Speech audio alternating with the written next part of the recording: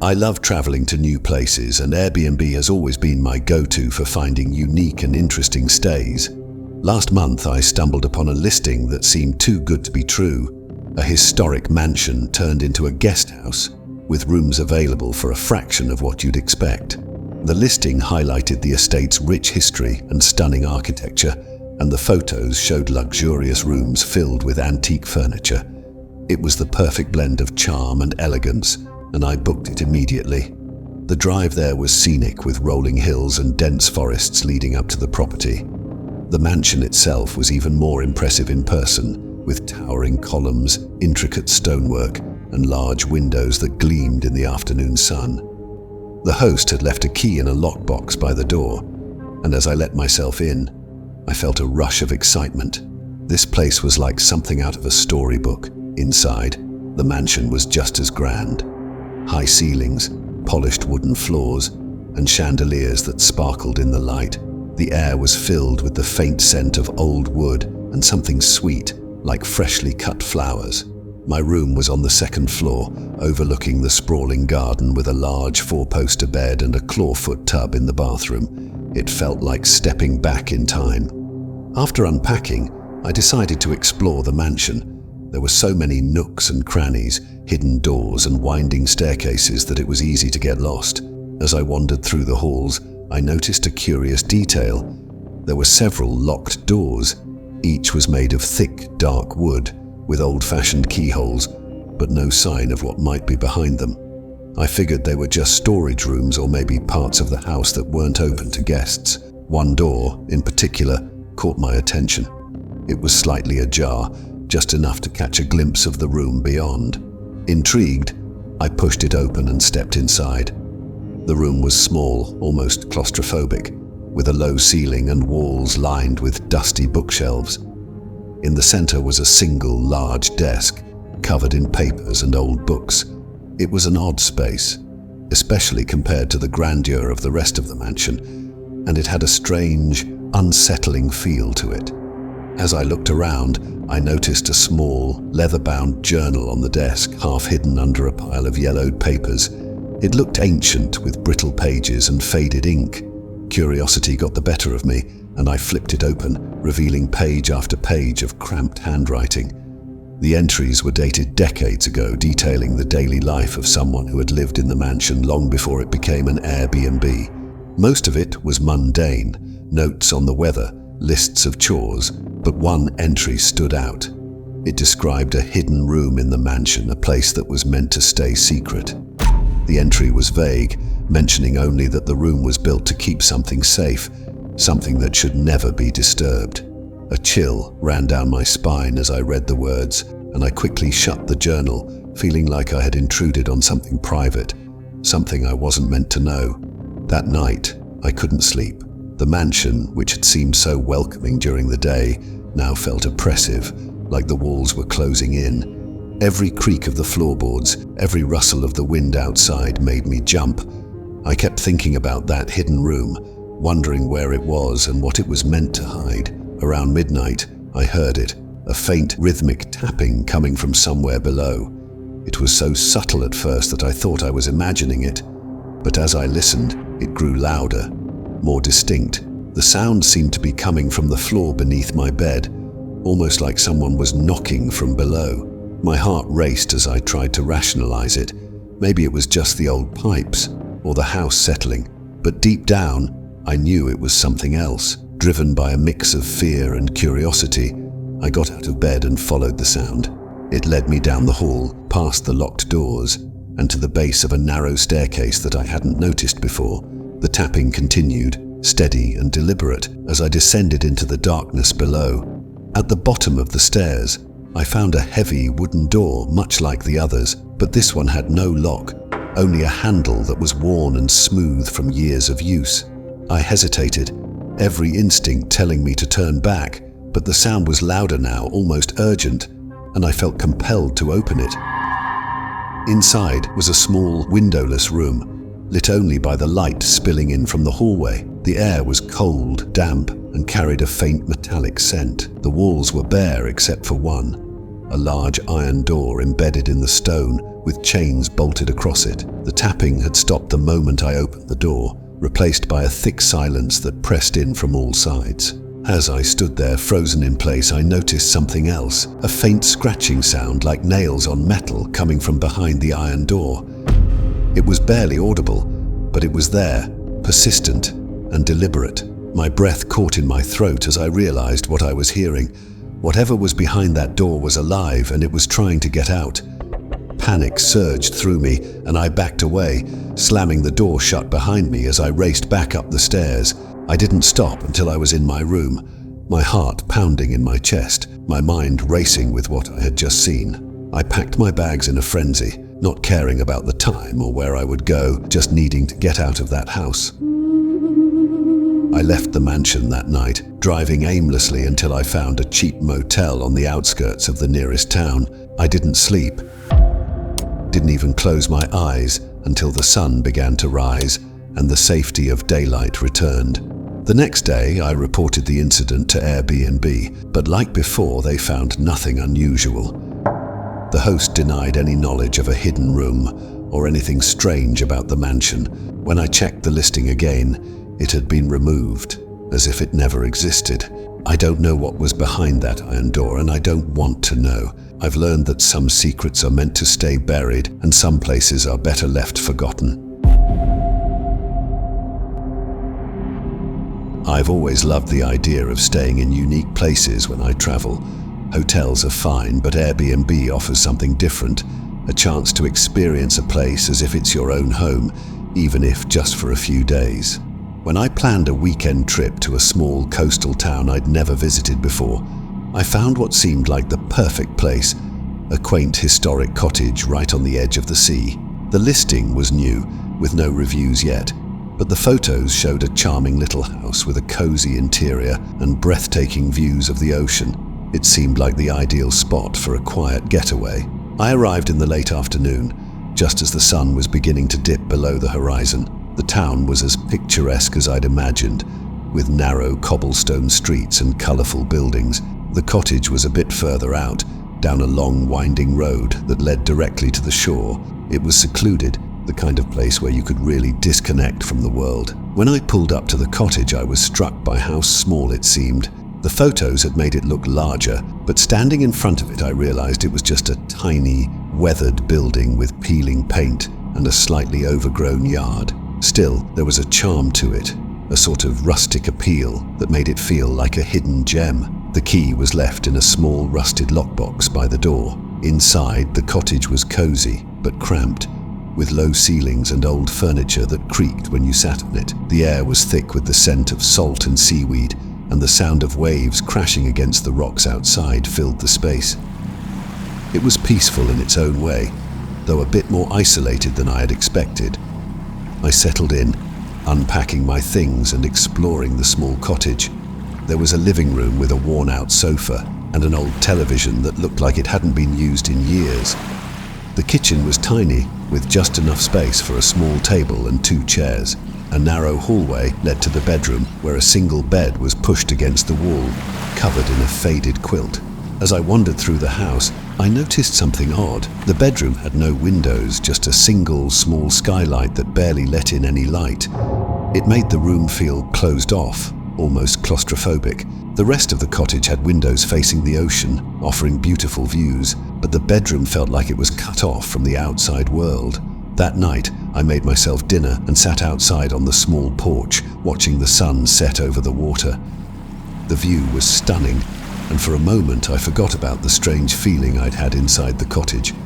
The sound of the waves and the cool breeze made everything seem perfect, but as the night wore on and the darkness settled in, that feeling of unease crept back. I went to bed early, hoping to get a good night's sleep and start fresh in the morning. But as I lay in the tiny bedroom, staring up at the dim skylight, I couldn't shake the sense that something was wrong. The sound of the waves, which had been soothing before, now felt overwhelming, like they were right outside the door, ready to swallow the cottage whole. Sometime in the middle of the night, I woke up to a strange noise. It was a soft, scratching sound, like something was trying to get in. I sat up in bed, my heart racing, and listened. The sound was coming from the other side of the bedroom wall, faint but persistent. I tried to convince myself it was just the wind, or maybe a branch scraping against the side of the house, but deep down I knew it was something else. I got out of bed and crept down the narrow hallway towards the sound.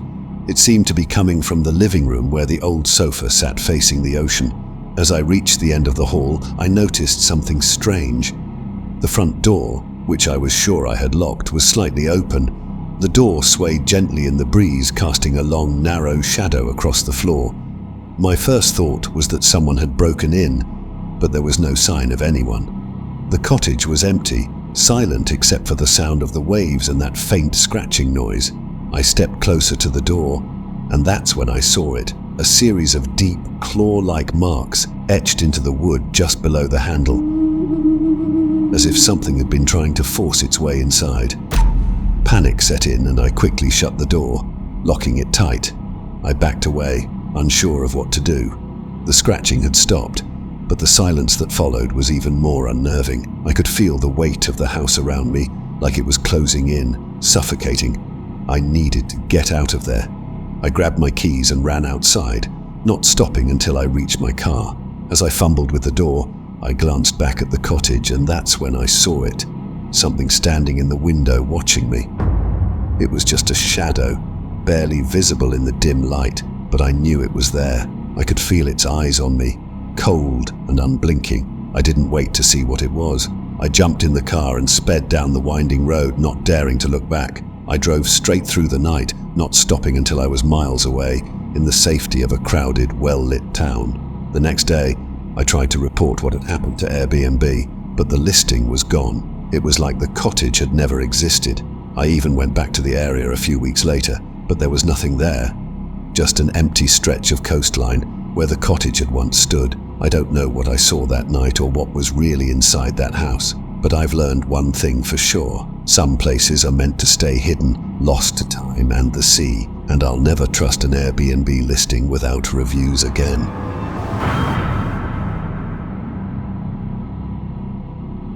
I'm the type who loves to travel alone. There's something liberating about exploring new places without a set agenda, just going wherever the road or whim takes me.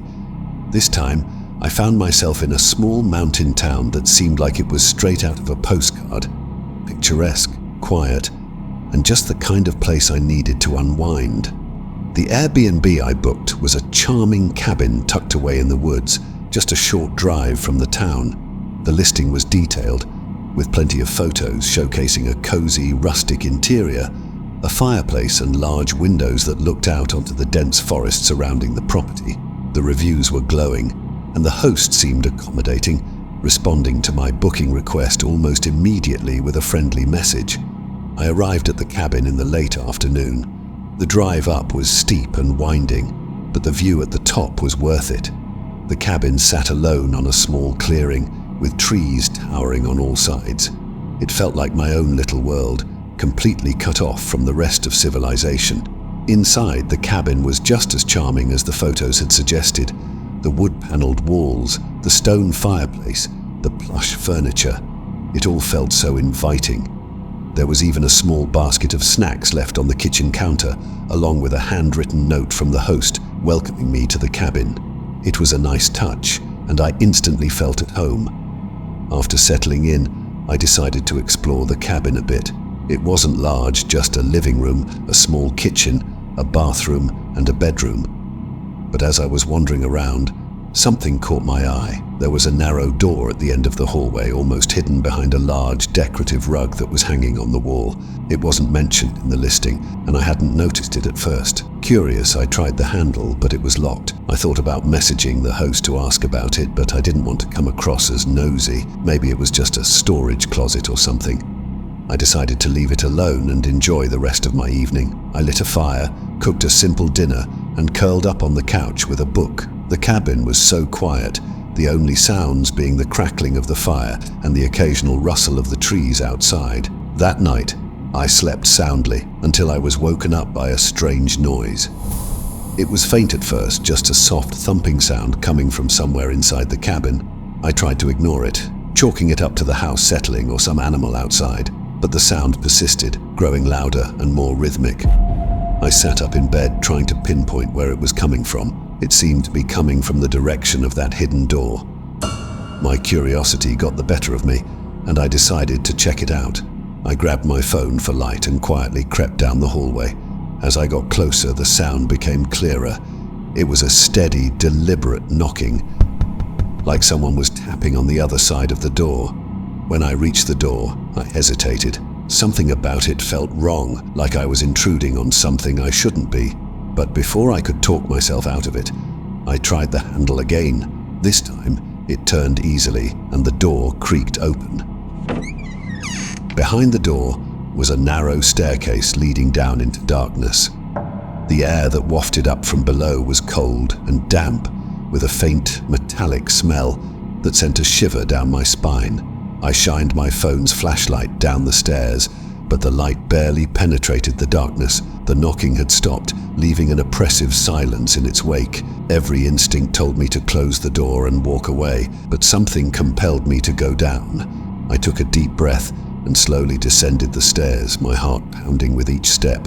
The stairs seemed to go on forever, spiraling down into the earth. The deeper I went, the colder the air became, until I could see my breath in front of me.